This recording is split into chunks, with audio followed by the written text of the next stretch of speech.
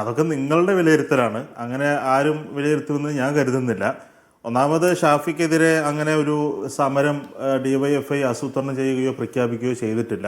സ്വാഭാവികമായിട്ടുള്ള പ്രതിഷേധങ്ങളുണ്ടാവും. അതിൽ ഡിവൈഎഫ്ഐയുടെ പ്രവർത്തകരും പങ്കെടുത്തിട്ടുണ്ടാവും. എന്നാൽ ഡിവൈഎഫ്ഐ അത് ഓൺ ചെയ്യുന്നില്ല എന്ന് വളരെ കൃത്യമായി ഇന്നലെ തന്നെ നമ്മൾ പറഞ്ഞിട്ടുള്ളതാണ്. പിന്നെ അഗ്രസീവായ സമരം എന്നൊക്കെ വരുന്നത് ഇപ്പോൾ പുറത്തു വന്ന കാര്യങ്ങൾ കേട്ട് കഴിഞ്ഞാൽ സ്വാഭാവികമായും അത്തരത്തിലുള്ള പ്രതികരണങ്ങൾ സ്വാഭാവികമായിട്ടുള്ള കാര്യമാണ്. പക്ഷേ അവിടെ ഷാഫി പറമ്പിലിൻ്റെ ഇമേജ് കൂടി, ഷാഫി പറമ്പിൽ പിന്നെ ഇതോടുകൂടി കേരളത്തിൽ വലിയ പുണ്യവാളനായി വാഴ്ത്തപ്പെട്ടു എന്നൊക്കെ പറയുന്നത് നിങ്ങളുടെ വില കുറഞ്ഞ ഒരു നിലപാട് മാത്രമാണ്. കാരണം ഇതിനു മുമ്പ് നമ്മൾ ഇത്തരത്തിലുള്ള സംഭവം കണ്ടിട്ടുള്ള ഈ തമ്പാക്ക് ചവക്കുന്ന ഒരാളിൽ നിന്നാണ് നമ്മൾ ഇത്തരത്തിലുള്ള പ്രതികരണം കണ്ടിട്ടുള്ളത്. ഒരു തെരുവ് ഗുണ്ടയെ പോലെ സമരക്കാരോട് ആക്രോശിക്കുന്നു, സമരക്കാരെ പിന്നെ തിരിച്ച് തെറി വിളിക്കുന്നു, ചീത്ത വിളിക്കുന്നു. അത് തമ്പാക്ക് ചവക്കുന്ന ഒരാളാണ് അത് മുമ്പ് ചെയ്തതായിട്ട് നമ്മൾ കണ്ടിട്ടുള്ളത്. അതുപോലെ ഒരാൾ ഒരു തെരുവ് ഗുണ്ടയെ പോലെ ഒരാൾ പെരുമാറുന്നു എന്നുള്ളതാണ്.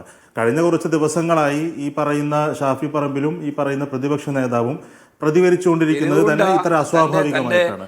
ഒരാളിങ്ങനെ വിരൽ ചൂണ്ടി